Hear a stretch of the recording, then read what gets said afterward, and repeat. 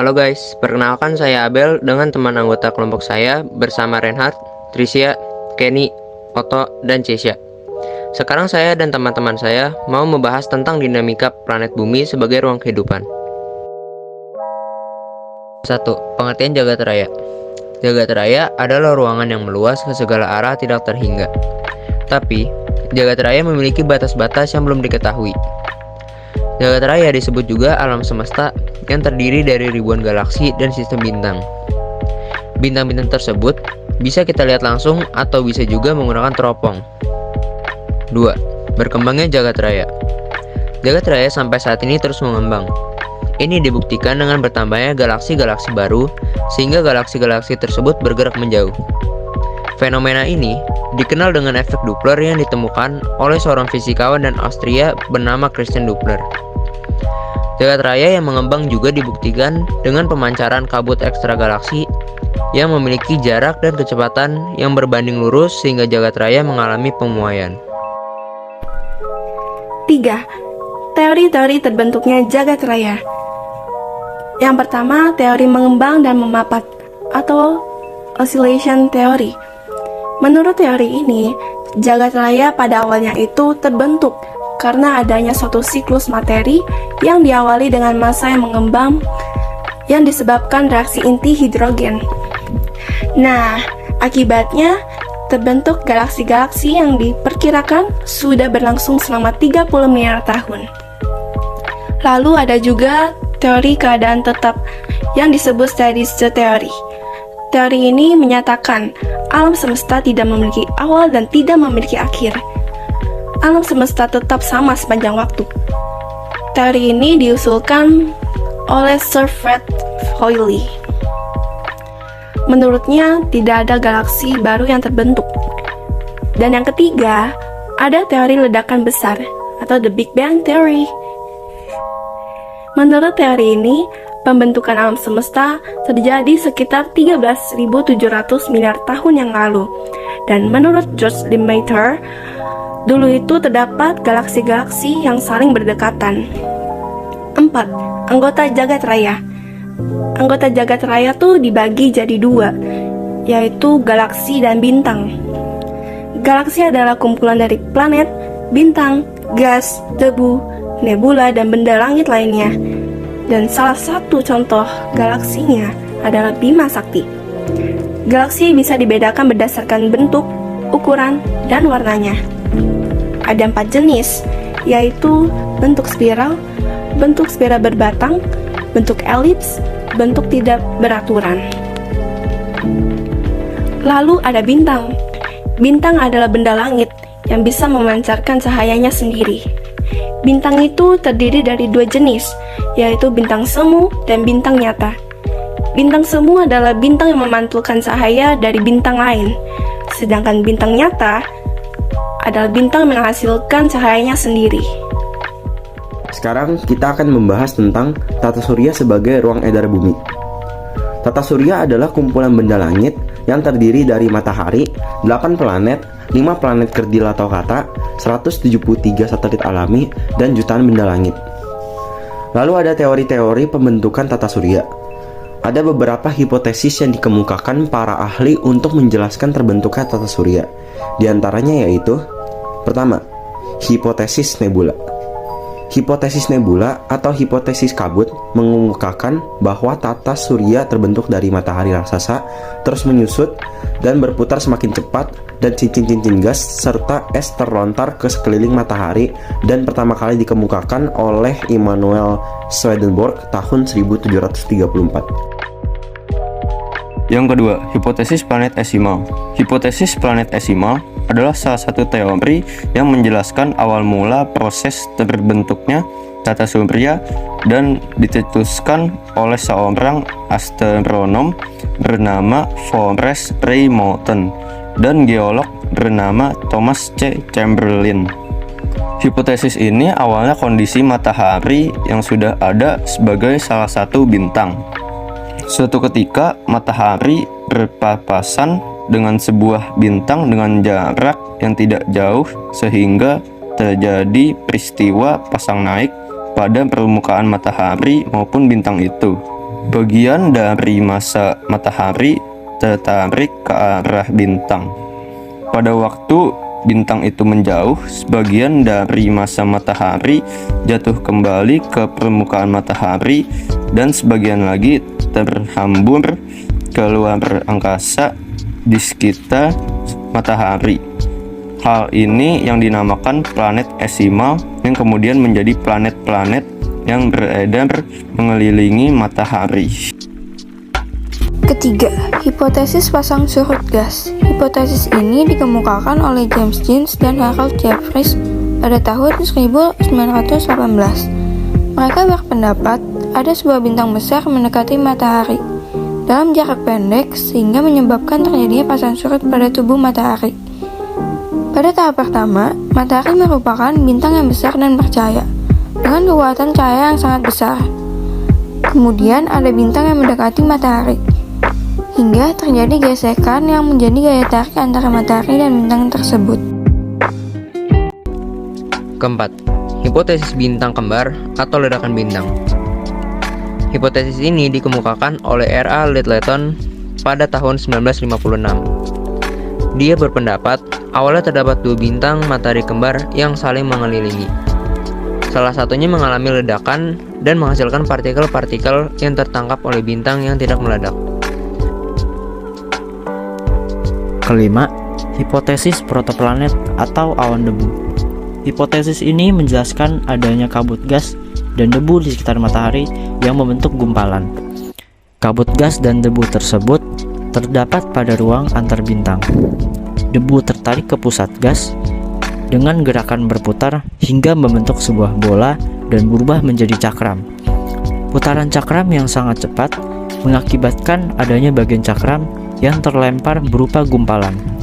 Semakin lama, gumpalan kabut gas tersebut akan mengalami pemadatan menjadi planet dan satelit yang dinamakan protoplanet. Keenam, hipotesis Kuiper. Menurut hipotesis ini, jagat raya terdiri dari formasi bintang-bintang. Dalam formasi itu, ada dua pusat yang memadat dan berkembang menjadi suatu awan antar bintang yang terdiri dari gas hidrogen. Pusat yang lebih besar memadat menjadi bintang tunggal, yaitu matahari. Sementara itu, pusat yang lebih kecil diselimuti kabut karena gaya tarik dari massa yang lebih besar. Gaya ini menyebabkan awan yang lebih kecil terpecah-pecah menjadi awan-awan yang lebih kecil lagi. Awan ini disebut protoplanet, yang kemudian menjadi planet-planet sekarang ini. Jadi, itu tentang teori-teori pembentukan tata surya. Lalu, matahari sebagai pusat tata surya. Matahari adalah sumber energi dalam sistem tata surya yang berbentuk bola gas raksasa yang sangat panas dan menghasilkan cahaya. Rotasi matahari berlangsung selama sekitar 27 hari dalam satu kali putaran. Bagian-bagian matahari dapat dikelompokkan sebagai berikut. 1. Inti matahari, 2. Fotosfer, 3. Kromosfer, 4. korona, 5. Zona radiasi, dan yang keenam zona konveksi.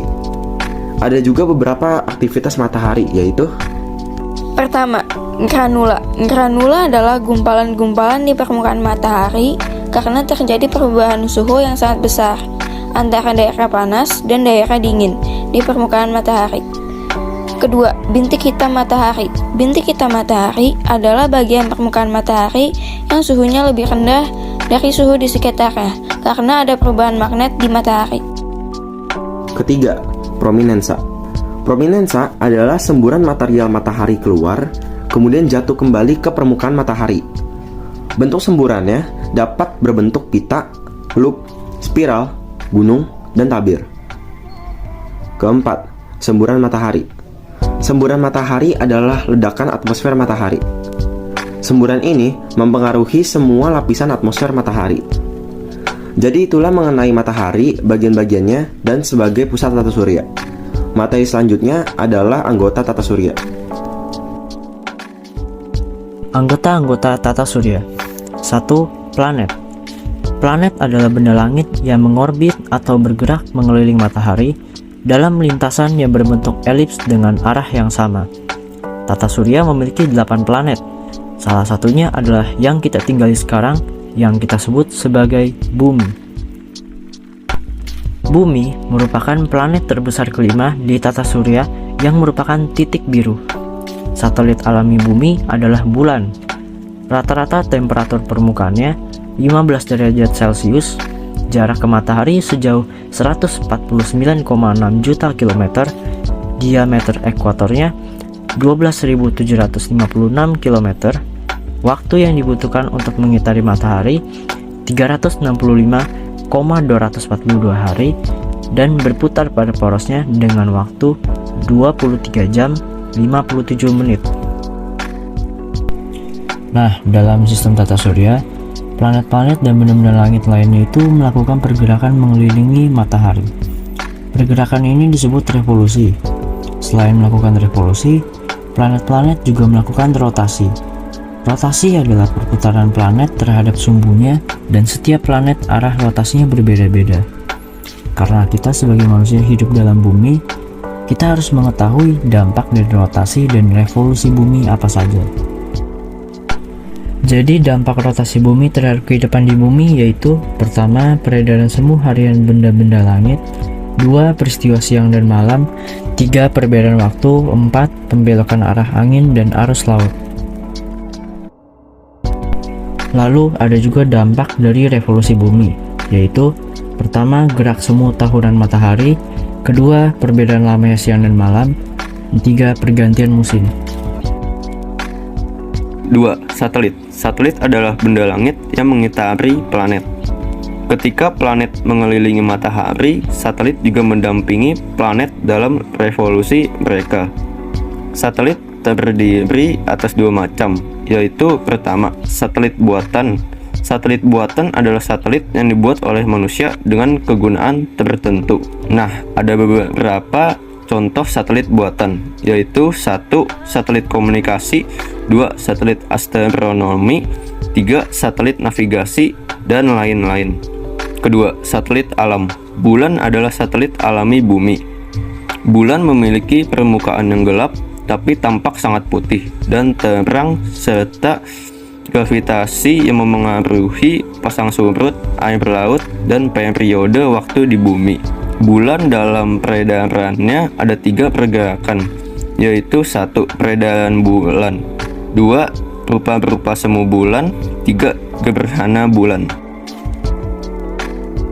3. Asteroid. Asteroid adalah benda angkasa kecil yang mengorbit di sekitar bintang. Tata surya memiliki jutaan asteroid di antara planet Mars dan Jupiter. Orang pertama yang menemukannya adalah Giuseppe Piazzi, dan temuan pertamanya adalah Ceres. Pada tahun 1990-an, asteroid hanya bisa dipelajari dari bumi dengan teleskop. Tetapi pada tahun 1991, wahana ruang angkasa NASA, Galileo berhasil mengambil foto pembesaran asteroid. 4. Meteoroid, meteor, dan meteorit.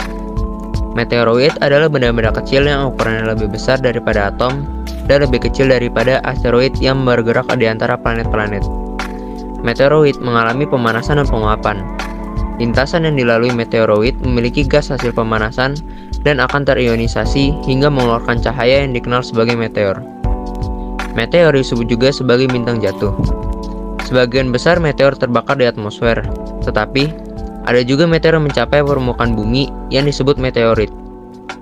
Meteorit bisa menyerupai batu bumi, tetapi biasanya bagian luarnya terbakar dan masih berukuran besar. 5. Komet. Komet adalah bintang berekor yang terdiri atas partikel es kecil dan fragmen meteorit. Komet muncul kembali dalam jangka waktu yang teratur dengan periode yang berbeda. Hal ini bergantung pada ukuran orbitnya. Contohnya yang paling terkenal adalah Komet Halley yang dapat terlihat setiap 76 tahun. Jadi, itulah penjelasan mengenai dinamika planet bumi sebagai ruang kehidupan. Sekian dari kami dan terima kasih sudah menonton video kami.